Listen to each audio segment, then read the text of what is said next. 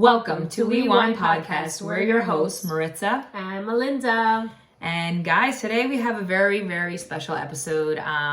It's entitled Finding Your Beauty. I know a lot of us struggle with that.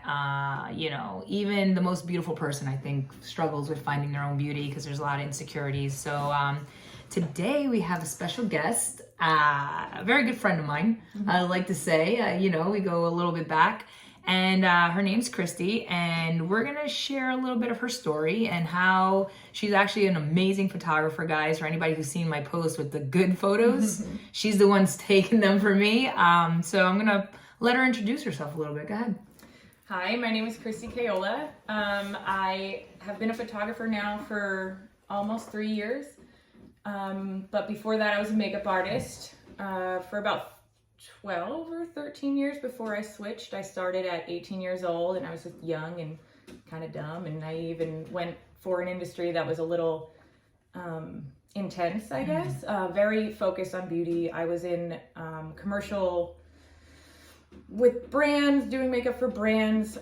Specifically, I found myself in fitness, hair and makeup, because it kind of fit my aesthetic. I kind of grew up with two older brothers, and becoming a makeup artist was sort of contrary to kind of what I had always been, because I was a little rough and tumble. My mom was very also kind of rough and tumble, and I had very little kind of female influence in terms of hair and makeup.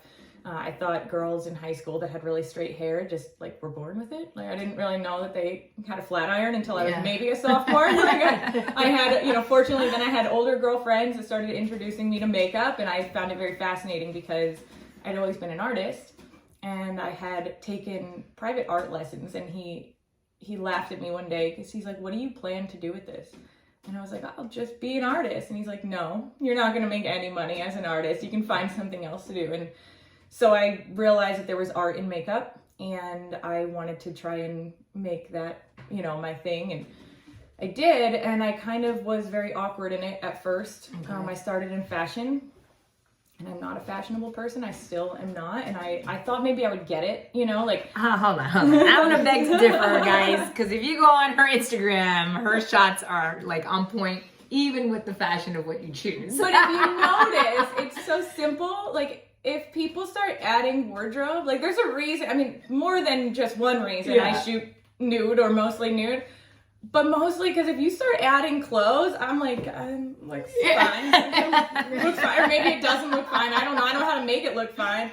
So I try to keep it as simple as possible. Okay. Because I also have very high standards. I've been in an industry where I know when it looks absolutely right. And if it looks even a little off, or if even the fashion is old styles, it just doesn't register. It kind of takes the whole image down a notch or a few notches. So I kind of I like to keep it simple because I know the workings of my brain, and that's not where I shine. I'm not fashionable. But I tried, and I remember being on sets, and it was like these big, like they were like, just take the makeup and like smear it, and I'm like, yeah, is this right? Like, there's just nothing registered for me. None of that registered, and I thought I would like get it. I thought it would eventually come to me, and it really never did. But I exploded when I found fitness makeup. Nice. And it's because I always had this lighter, effortless beauty touch, and realized that that's kind of where my voice is and always was. And so I got hired endlessly for fitness magazines and fitness brands and with fitness photographers, because they would try and hire makeup artists who would just over glam up a model. And we're talking, fitness. That's not really how anybody exists in fitness, not even in a fake fitness, in a magazine, like not even when we're trying to fake it. So that's kind of really where my career exploded, and I had finally reached the top when I had set out to be a makeup artist. I set 3 goals for myself. I wanted to work with celebrities, I wanted my work in a magazine, and I wanted an agency. And nice. Some of those took way longer than others, and I had finally gotten an agency. I worked with Reebok and New Balance, and I had, magazine tears for days at that point. I was working for Muscle and Fitness magazine and a few others, and I kind of just had this sort of restless feeling, like I wanted more. I'd always been a big part of photo shoots. I had great relationships with the photographers I worked with, and they always let me kind of be more of a part. If it was wardrobe, I was always pinning things, or I was having an influence, they'd be like, well, what do you think? And I'm like, well, I don't like that. Like, I've always had an opinion. Like, I could know if it doesn't look right, but I can't make it. I can't, like, add things to make it look right. And so it meant a lot to me that they trusted me with that. And, but when I got to higher levels, I was on the set of Reebok, and I'll never forget, it was like a 2-day shoot. And for the whole 2 days, the photographer just called me makeup. And he would be like, makeup, whenever he needed me. And I'm like, I am a I am a person. I feel like I have an important role here. Like, I know that, like, makeup is in, you know, we're kind of like the bottom of the totem pole at that point, which is so strange to think about, because if the makeup is bad, like, you could be an amazing photographer, and the whole image is jacked. Like, it's ruined. So that was kind of my final straw. That was like mid-September, and I opened my studio October 1st, and I was done. But it comes on the back end of a lot of kind of planning and processing. Like, I just went through my old work to see when I had really started trying. And it was 2018. This year before I had opened my studio, I was working with some model friends and calling upon them to kind of, like, help me, I don't know, gain traction, but I wouldn't let them tag me in any of the pictures, because I had this crazy imposter syndrome that I was terrified, because all these other photographers were amazing photographers, New York City photographers, always complaining, everyone's a photographer, everyone thinks they're a photographer. And I'm like, I can't be like that. I'll just go do this other thing in secret, until I was like, I am so much more than this, and I have so much more to offer. My vision for women specifically, I knew exactly what I wanted to do. I opened the studio, you know, everybody thought I was nuts. I had no photography business, I had no clients. But I then went with overhead. Because I knew exactly the place I wanted to go, like the lane I was going to be in. I didn't want to do families. I didn't want to do children. I had no desire to do weddings or anything like that. I knew exactly the type of photography I wanted to do, and I needed a studio for that. So okay, now talking about photography, I want you to talk a little bit about it, because I know like all your posts are about empowering women and finding their beauty. And you really, like, it's beautiful. Guys, you really have to go on her Instagram page. It's beautiful how every woman that walks into your studio walks out just feeling 10 times more beautiful, you know? So, like, what is it that you're trying to capture for them? So my brand, when I launched it, I called it Silk and Audacity. And it's based on even what is deep inside me. All my life, I have felt this juxtaposition, these two things that are constantly warring against each other. You know, like the makeup version of me, and then the, like, really simple version of me that doesn't actually care for makeup. You know, I'm very happy to not wear makeup, and I feel very comfortable doing it.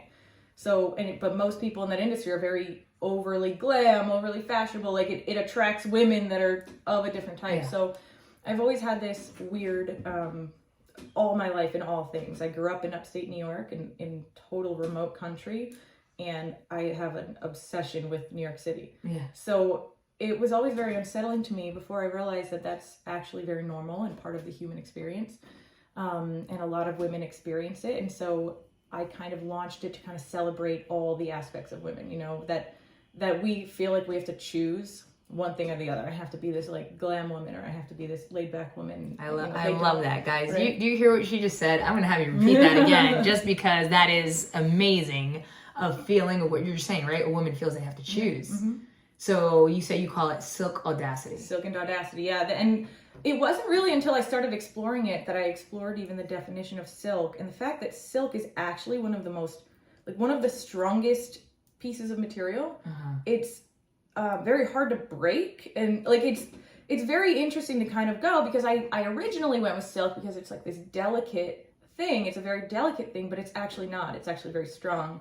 Indelicate. So even in the word silk, it kind of matches like what I was going for. But then audacity, like, and audacity is usually a negative word, but kind of bringing it in a positive light. And I've had people be like, well, maybe you should change that. And I'm like, no. I'm not. I like it. I'm not changing it now. But like, because audacity is really like just to have the audacity to show up, to be fierce, to be bold, and sometimes we can be nasty, and like.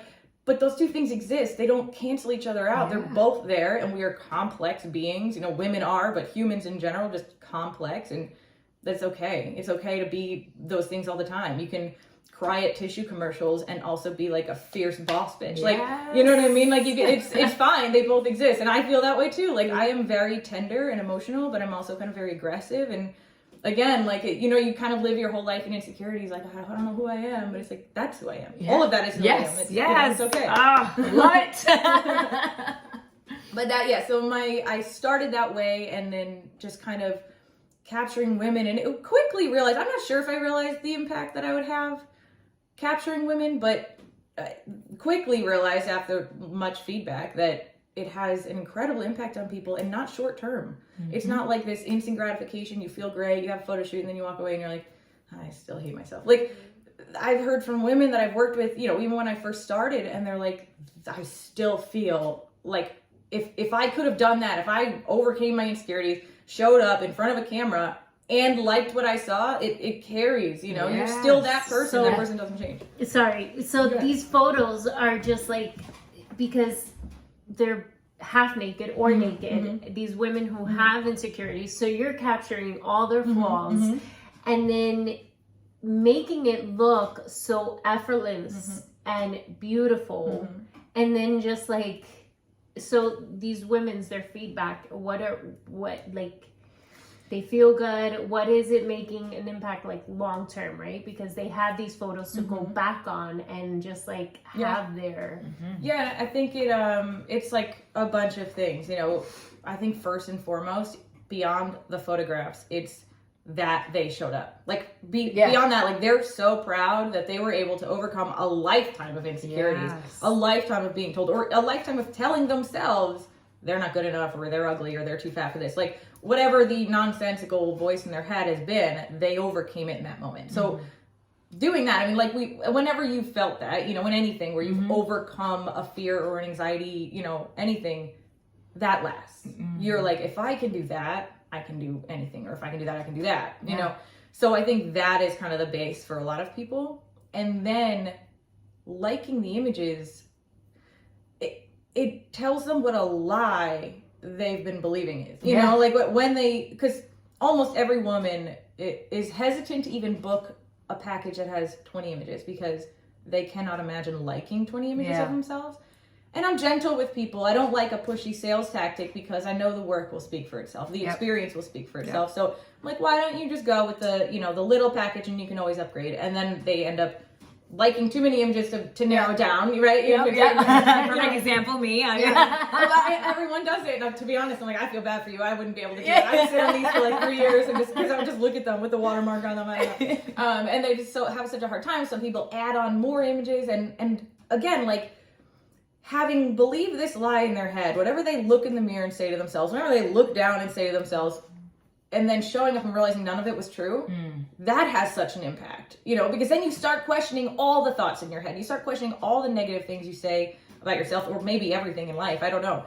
And that lasts. Those just, you know, and so then the photographs are kind of like a bonus. I think what also us as women, sometimes we'll go out, and while we're getting dressed, we like what we see. We think we look great, right?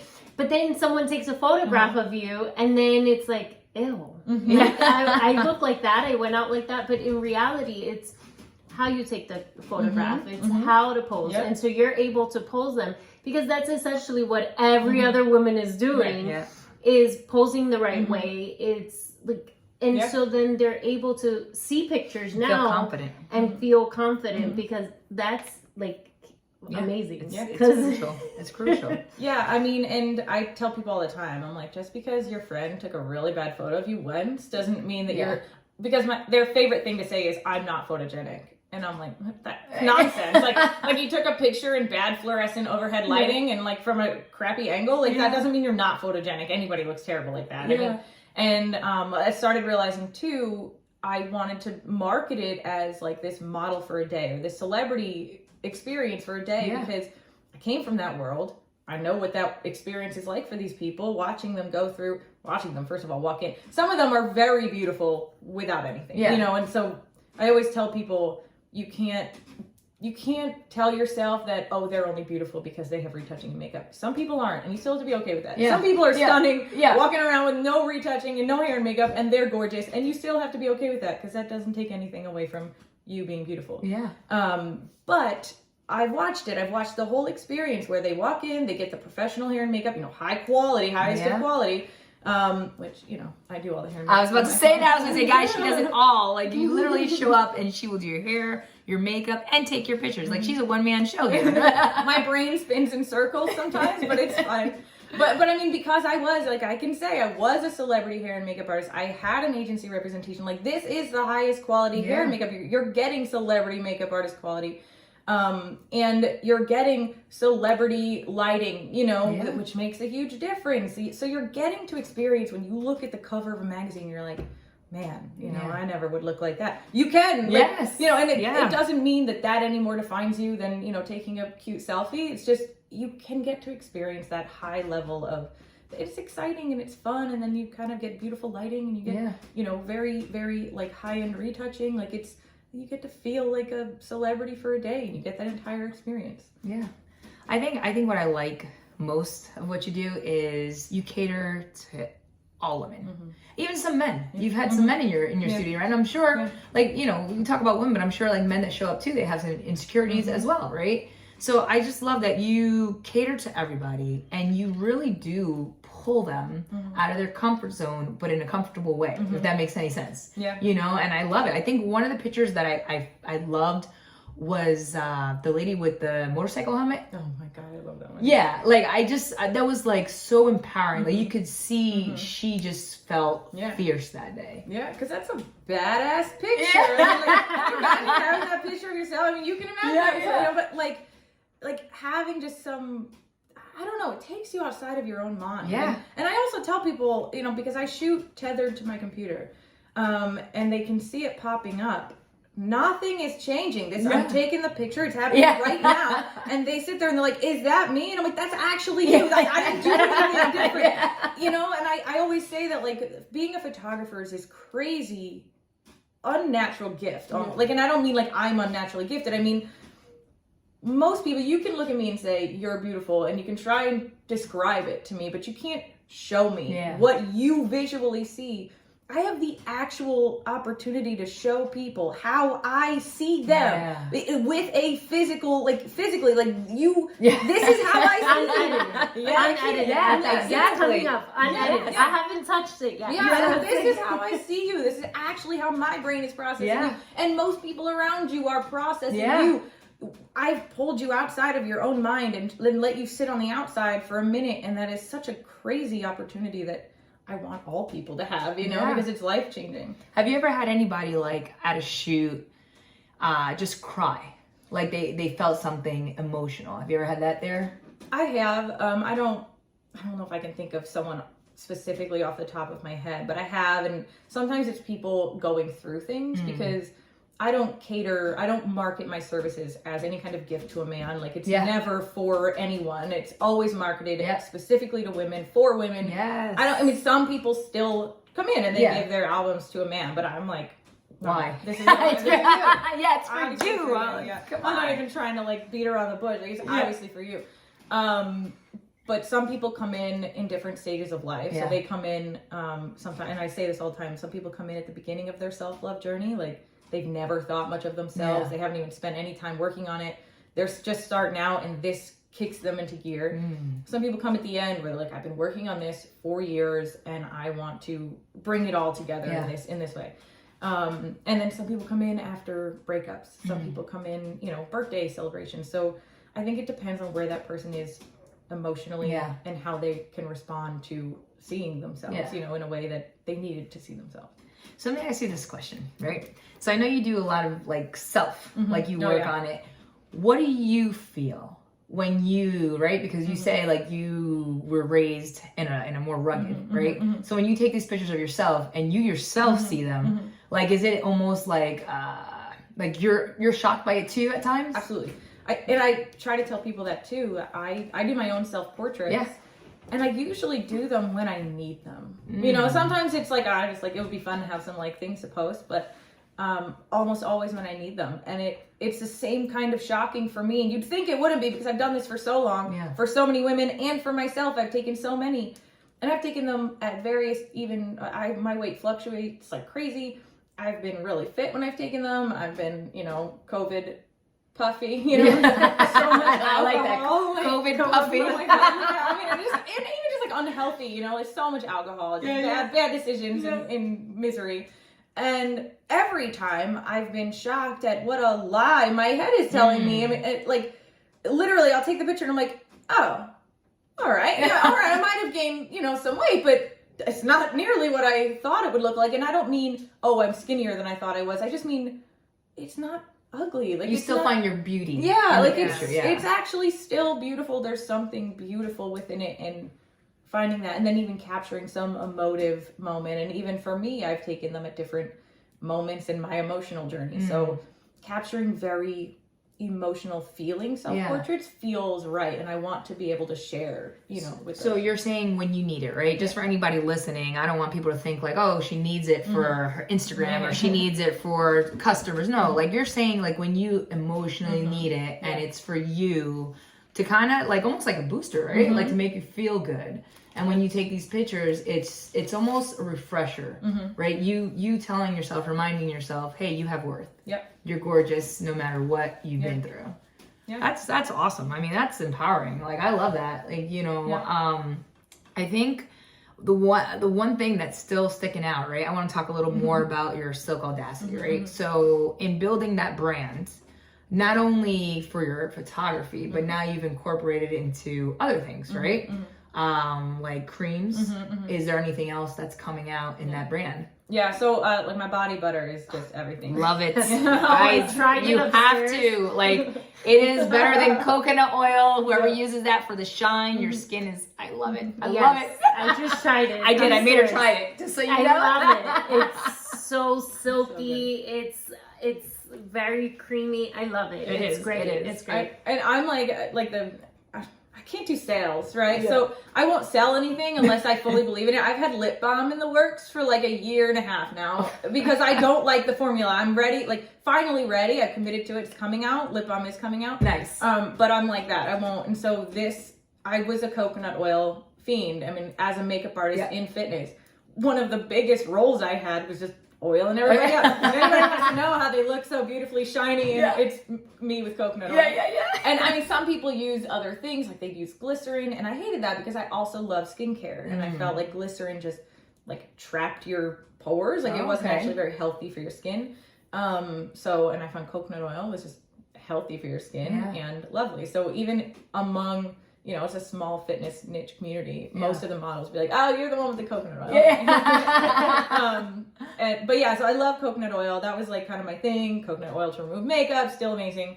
But I wanted something a little heavier, like a little more, because coconut oil is just very thin and it doesn't last as long, I think, as a hydration, thing. So we formulated this body butter, and it's just amazing. And I changed some of the ingredients. The girl that makes it, she's amazing too. And I changed, we worked together to kind of change the ingredients to what I liked and what I wanted in my body butter. And then I started selling it, and it's it's amazing. It really looks pretty. So it looks like a cake, and then it looks like a cake. It does. It looks like whipped cream in a bottle, and it does smell great. So, all right, guys, this is what it looks like for those watching on YouTube. It is a beautiful bottle. We'll post a picture. Yeah, we're gonna post it. I mean, it is amazing stuff. I really. I'm going to share a little bit of how I know you, right? So people kind of get a little story, right? So a couple of years back, we're talking maybe 3 years? 3 years? How old is? Oh my God, Linus. Yeah, I think he was like 1. Yeah. So I literally started helping take care of the kids, right, for fun, and essentially I became like family because I love these kids. These kids remind me of my niece and my nephew. They're so cute. And they are really cute. I love these kids. They really do. And we just kind of like formed like a friendship from there because I just loved like everything you were about, what you did, and when you started your like when she was in the moment of like doubting yourself. Yeah. I was like, no, do it. Like you got this. Early. Yeah. I was like, you gotta do this. Like this is you're meant for this. Like this is what your calling is because you were always about like just lifting people up, you know, from the moment I met you, you know, and I think that's what shows in your work. Like you really want to pull the beauty out of every person that comes into that studio. I'll tell you, I think what I think it is. I took like something that is kind of one of my biggest weaknesses, or, you know, it could be seen a bunch of ways, but I'm like a chronic oversharer. And I did it my entire makeup career, and it kind of went 50-50, probably more than 50-50, like 75-25. Where like when you are secure in yourself and you can open up and you're not trying to hide, I'm not hiding anything, you know, and it allows people the same, you know, they then feel comfortable to open up because they don't have to hide. If you're not hiding, then I don't have to hide. Yeah. And that was something that I did, you know, as a makeup artist, and it, you know, in that industry, it's received kind of well, sometimes not, where people are like, no, we're all about putting on a show here. Like, and I took it and I was like, well, I'm going to go run my own show. Yeah. And this is how I'm going to do it. And I go deep. And that's one of the reasons I've kept it just me and the client. Yeah, like I've tried, you know, hiring makeup artists, and they're great, and there's not a problem with it. But for right now, I haven't figured out how to recreate that without the environment we have. So it's just me and the client, and we'll talk about the things, you know, and depending on the person, you know, we'll go deep on all different things. You know, I talk a lot about mental health, and so a lot of people feel comfortable, you know, opening up to me with their own struggles, and I think that's just part of it. I mean, you start off stripping people down, and not physically, but emotionally. And when they can kind of feel open emotionally, it's a lot easier for them to kind of, for it to be even seen on camera. Yeah. You know, and I think that's the gift that I was meant for, and to bring, is to stop being ashamed of how much I overshare, or how open I am about some of the darkest times in my life. Yeah. And actually just embrace it. So, all right, if you're watching this right on YouTube, you guys are gonna see she is very put together. She's beautiful. She's gorgeous, right? So you're probably thinking like, what is she talking about? Like, you know, like what? So if you're willing, right, just share a little bit of those struggles that, you know, that you battle with, because it's real, right? Yeah. And then I love how you say that, like, because you're so open, people are willing to open. You know what I mean? Yeah. So like share with everybody what it is that really, you know, that your struggles that led you. Yeah. So I have bipolar disorder.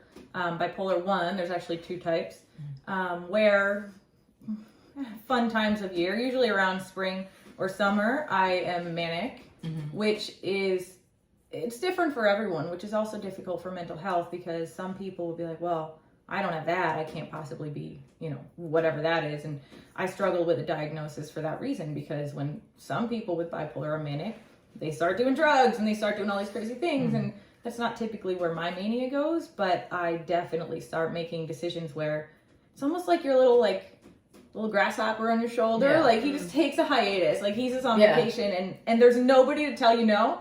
And so every thought in your head, you're like, great idea, I'm doing it. Yeah. And it can go really well for you, right? Because like sometimes you make, you know, that confidence is contagious and people want to be around it. And that's when I'm booking way more work, or, you know, because you're confident. And there's nothing telling you otherwise. Yeah. Except when you kind of start pushing limits, and before you know it, and that's really the problem, is even when you have people around you that are supportive and they're supposed to keep you on rails, they don't quite know either when it's gonna the scale's just gonna tip. Okay. Because it's going well, you're kind of outgoing, it's not going terribly until it does. And it's usually just some horrible decision,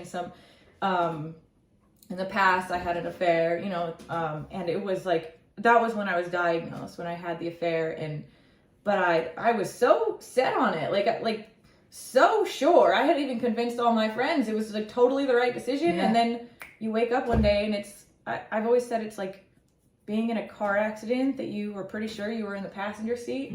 And when you wake up and all the cops are there and everybody's trying to figure out what happened, your hands are on the wheel. That's what it feels like. Wow.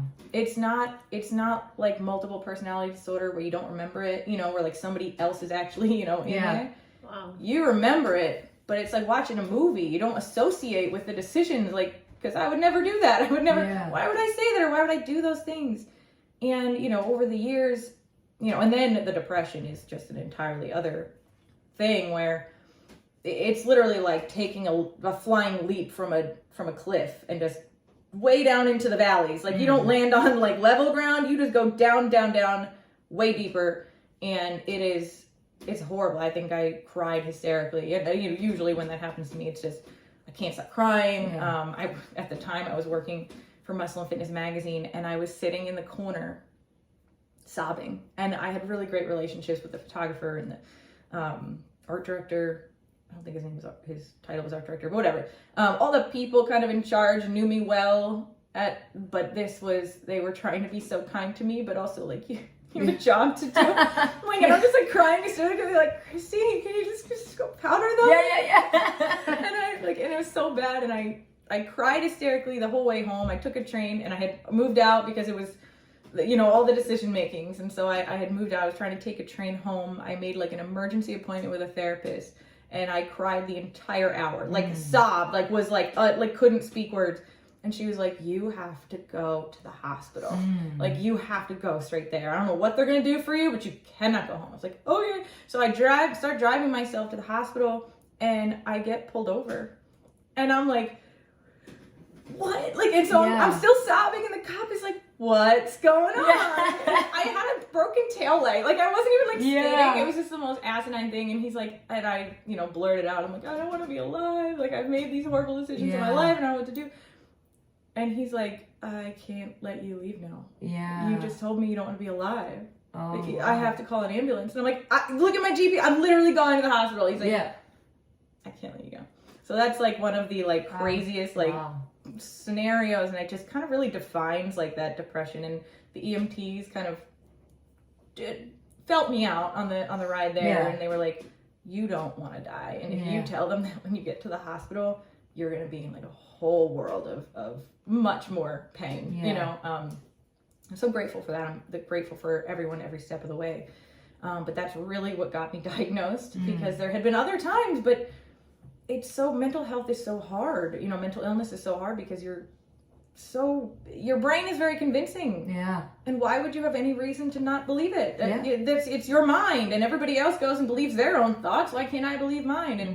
And you quickly realize it's a very weird and disturbing thing. So that's really what got me diagnosed. And there's been highs and lows the whole time, and just other kind of devastating events or just situations that you look back on and you're like, I don't want that to have been me, but it was me, and we have to work through that. Yeah.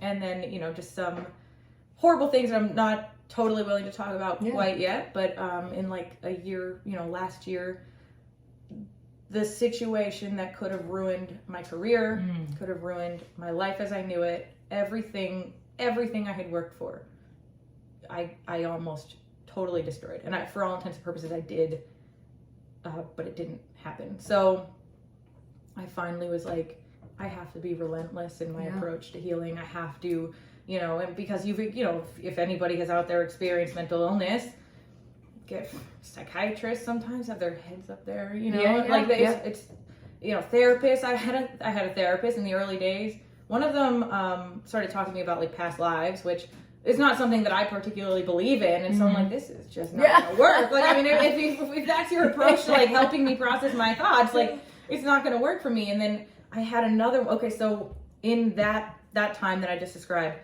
I showed up, and this girl, she was like kind of young, which is, maybe fine, but I noticed that she was just like a little uneasy, probably really new. Yeah. And I was in that moment where I was just like still sobbing hysterically. There was no stopping me from just crying for like 3 months straight. And I'm also a very open person, so if you sit me down, I've got an hour. We've just got to cover all the bases so that I can start moving to the Let's go. And I can start rattling off like all the things that kind of got me to this place. And I kid you not, she interrupts me and goes, "Do you ever just stop?" And I was like, "Oh my gosh! I'm sorry, what?" Wow. And she goes, "Do you ever just stop?" Like, and she like tried to like back it up in some way. I don't remember like how she backed it up. Like, "Do you ever just like take a minute for yourself?" And I was like, "No." Yeah. And for the remaining like 30 minutes, I just sat there, and she like gave me a paper to fill out, like, how depressed are you? And I checked all the really, really hard, like really, really depressed boxes, and she's like, "Oh, okay, this is a problem." And I'm like, "Oh shit. Yeah. What the hell?" Like, that's why I'm here. Yeah. And so I it's horrible. Anyone out there that's never experienced this, they're like, why don't you just go get a therapist? Yeah. Because they're terrible. Like, a lot of them are terrible. Or why don't you just go get meds? Like, we have said this in other podcasts. we're legit. This story, and it's just like that's what we see. It takes time to find a decent therapist. Like, but when you're in that, I don't have time. Yeah, exactly. That's the problem. You're Especially- right. She that's legit doesn't have the time because you're spiraling. And I'm sorry. And then it takes enough effort to make the phone call. Yes. And not only that, I mean, you've probably made 6 phone calls because 5 of them didn't answer. The 6th one doesn't take your insurance. Yeah. And then you call 6 more places and like literally none of them call you back. Like, what is happening? So true. Yeah, I know. I've experienced it. Yeah. She's like, yes, facts. I try to find my own. Yeah. And then finally, like, my doctor, then someone called me, and then we had an appointment scheduled, and she didn't confirm, and, like, I'm just like, that just, What is happening? that schedule just went. And then when I'm on the phone with the girl, she seemed like she was doing errands. Yes. Like, and it Oh was my god, I've had that too. So my husband and I just went and we tried to find like a couples therapist, right? Yes. And first of all, he hates like the digital virtual stuff, but I think he's coming around to Yeah. it. But if it all goes wrong, he's really like had enough of it. Yeah. So we had this one woman, I kid you not, it looked like she just like rolled out of bed. Like her hair was like really jacked. No. And like not all about physical appearance, but like It's professionalism. and then she also like her thing kept cutting out and she just kept asking us, oh god, like if we had any questions. And I'm like, no, you should have. I don't care about you. Like I don't need to know about you. You should have questions for us and like get to know us a little and like our story. And 3 times she asked if we had any questions and I was like, what? Yeah. So when you finally, after 17 phone calls, get a therapist and they're terrible, Yeah. then you have to start over. Exactly.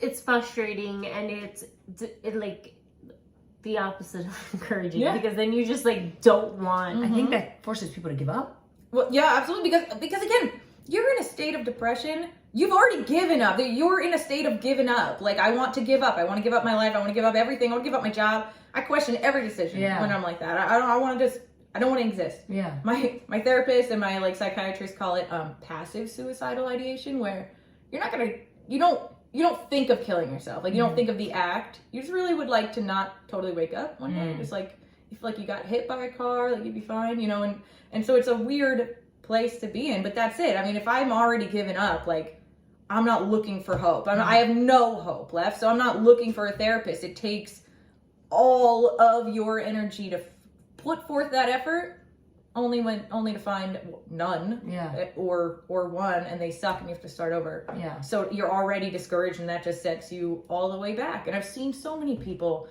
myself included. I mean, because for years I did not take this relentless approach to healing, but I've seen so many people it's so disheartening, and they just give up. Yeah. And it's crazy. I mean, it's a horrible industry. It's just horrible. It is. It's tough. It's like what you're saying, right? You're trying to find your help, but then you can't find your help. Yep. So then people are kind of like, well, then I just give up, right? And it kind of boils down to, again, like, right? It's not only finding your beauty, it's finding your strength. Yeah. Oh, yeah. Because after you feeling that way, right, you're trying to rebuild. Oh yeah. I mean, it's a lot mental. Finding your beauty is even mental. It's all how you are processing the world, how you're processing yourself, and like even a lot of people look at themselves negatively based on like the things they've done. Like if they've got stupid decisions or horrible things that they've done, or that they live with guilt and regret, they can't look in the mirror and like themselves because it's not just the physical. There's so much more involved, It's like layers. Yeah, there's so many layers. So, it's all mental, and, even like psychiatrists, same thing. Oh my God.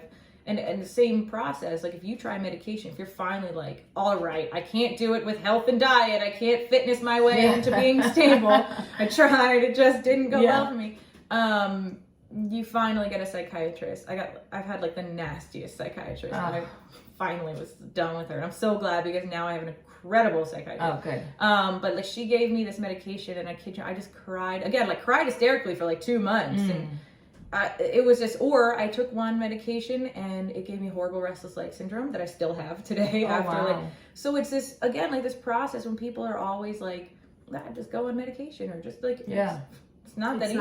And the process of even failing, it doesn't do wonders for your mental health. You're just failing. And you have to constantly adjust it, right? Constantly. Like Because then if it makes you feel too groggy or too this or too that, or then you're at an unrecognizable phase. Okay, then you're not your energetic self. You're just doing things to do it, and it's like it's a process. Yeah, and if you don't trust your psychiatrist, and this is something that I've even realized through being able to trust my psychiatrist now, I like him and I trust his judgment. So if you go to him and you're like, I feel groggy. And if you trust your psychiatrist and they're like, okay, well that's, that should pass. Or they're like, okay, well if we raise your dose, you have to be able to trust them because they're going to give you suggestions. And I've had psychiatrists that I just didn't trust. And I'm like, well, you haven't really built a trust so far. Everything you've given me sucks. So like, I don't trust when you tell me to wait it out or, whatever you're, to go on a different medication. I don't trust your judgment anymore. But being able to trust them and you can kind of work through those side effects and know that they're going to kind of get you there. Yeah. So with everything that you shared, right? Because you're married, you have 3 kids. You run a business. Right? Yeah, you do all these things. She homeschools. She picked up homeschooling. She was like, that's it, I'm going to homeschool my kids. The days that you feel not energetic, right? What is it inside of you that forces you to get up and say, I have to keep going? That's a good question. I mean, like when I'm in those depressive states, I guess just because I have to. I have a lot of responsibilities, and if I don't show up, I mean, there's like a weird, I guess, integrity in me that I won't bail on commitments, or like I try to kind of maintain, because I've also seen how it hurts others, like when you bail on commitments or stuff like that. Like, so you just show up. It's like a fake it till you make it situation. And sometimes it's a lot harder than others. Like I've showed up to things like sobbing hysterically and like wiping my face off and then, just walking in the door. I don't know. Even my business, just dedication to making it work. I don't really know what. There's been really times that nothing, there was a couple years ago, when I was super depressed, I just ran, and I hate running, but I just ran. I just decided that was gonna be my thing, but I would literally stay in bed all day, get up, go run 2 miles, and then shower and go back to bed. Like, it was the craziest thing, but eventually it lifts, and you just, if you can kind of have good habits to start, try and maintain as much as them as possible, so that it kind of, you can come out of it a lot faster. Now I have medication. No, and it's good. It's right. Medication is key. If it's helping, that's great. And for people listening that are probably like, man, that's me. I feel that way. Like, you said you just do it, right? Like you're like, it's my responsibility. I have to get up. Like, is there anything inside of you sometimes, right, with your kids that you're like, I don't want them to see me give up? Yeah, like that. No, actually, it's the opposite. It's they'd be better off without me. Oh, that's like the entire voice in my head, and a lot of people have, I gotta do it for my kids or whatever, and I'm like, no, 100%, they would be so much better without a bipolar mother. But someone said something to me once, and I'll never forget it, because it rocked my whole worldview. And they were like, what makes you think they're not going to have the same struggles you have? Like mental illness even. I mean, it's pretty genetic too. Yeah. Like what makes you think, and who better to serve them, to help them through these thoughts that they might not recognize or that they're going to struggle with, than their mom? Yeah. And I was like, oh. Yeah. Okay, yeah. And that thought is what kept me going pretty much anytime I wanted to stop, because that, I mean, I've lived with mental illness now, and the reprieve, or the, I don't know what you would call it, but it kind of comes from knowing you're not alone. Yeah. And hearing other people's stories, or just kind of having that support, and thinking of my children having these same struggles, or going through these things, and being shamed by society, or just being shamed by themselves for not fitting into society, totally. That kind of rocked me. I really wanted to be able to be there for them. Yeah. And that's good, because then you're setting an open communication with your kids, and you're letting them know, like, hey, if you feel this, come to me. Yeah. Like, I can relate with you. I can talk to you, because it's true, right? We don't, as moms, we don't know what the future holds for our kids, right? Yeah. All we do is pray for them to be covered, and hope for something better for them, right. Wow, guys, I really hope, I was touched. Like, it was, you know. It was great. And thank you for being so open. Yeah. Because it's not only the outer beauty, it's your work inside. Yes. Yeah. And talking about mental health is something that we're talked huge about that. Yeah. Yeah. You know, finding a good therapist, we're going to put all the resources in our comments again, and then her stuff, so that you can reach out to her if you're in the Jersey area and want a photographer, like she's here. But overall, like, you being open about your internal work also helps with your outer work. Yeah, absolutely. And that is key in finding your beauty. Yeah. Because when you're feeling down or depressed, then you're not going to find the beauty outside either. Yeah. You can fake it till you make it, but then initially inside you're still gonna feel that way, and finding the way to work. And I just thank you, because I'm gonna ask you one last thing, right, for our listeners. What is it that you want to share to women right now that are struggling emotionally, right? Struggling for themselves to find the beauty within, and believing the lies, right? That they keep hearing in their head. What is the advice that you would like to give to them?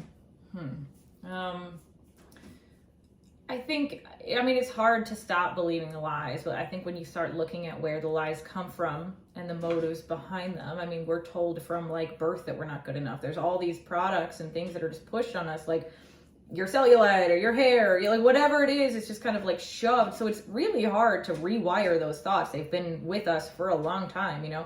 It's not just society's, you know, physical expectations. It's the products and the brands and the marketing that has been shoved at us our entire lives. And to kind of realize, like, okay, that they had motive there. Like, they want us to they want us to feel bad first so that we can buy their product. So, you know, it's like this weird manipulation tactic that a lot of businesses use. Like, create a problem so you can fill the need. You know, you're creating the wow. When you start looking at the world through like everyone has a motive, it's a little twisted. It's dark up in here, but you kind of get like a more realistic view. Like, they're making a problem in you because they can't sell you a product if you don't have a problem. If you went your whole life without looking at your cellulite, you didn't even realize it was a thing. Your cellulite's a thing I just have on my body. And then one time a brand comes out and is like, this is a problem. You know, you could have better. Then you start thinking differently towards your thing, and you want to buy that product because now they've created a problem in your brain. So I think that is like key to rewiring your brain. And I say it a lot, like, just reject all that. Just start rejecting it. Just say, what if that's not true? Yeah. What if it's not true? Yeah. And then, I don't know, just be yourself. Everybody wants you. Nobody wants a version of you. They want, because if you show up, everyone else can show up. It's just a domino effect. Yeah. Beautiful guys. Like, listen, I am definitely, like, share your Instagram so people can follow you. I'm at What Is Christie. Yes. So I need you guys to like and follow her pictures. Her products, again, Silk Audacity. I love how you expressed what silk is. So I think to all the women, I want you, right, to take a little bit of what she said, right? You're that silk. You're elegant and strong. Yeah, like, it's both unbreakable. It is so crazy. If you like Google the definition of silk, I was blown away. I probably did it way after I went with it, but I was like, oh, this works. It's perfect. Point for me. Yeah, it's perfect. No, I love it. So, I mean, from today, guys, right? I want you to understand you are stronger than you think you are. You are beautiful in every aspect. And I think Christy said it best, right? Stop believing the lies that you know, all these products try to tell you, and be yourselves, be true to who you are.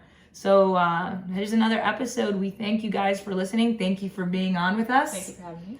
And make sure to like, comment, subscribe, and follow our guest today, guys, at What Is Christie. Make sure you guys schedule an appointment with her. Yes, and we'll put everything in the description bar for you guys to follow, like, and resources for you guys as well. Yes. Thank you.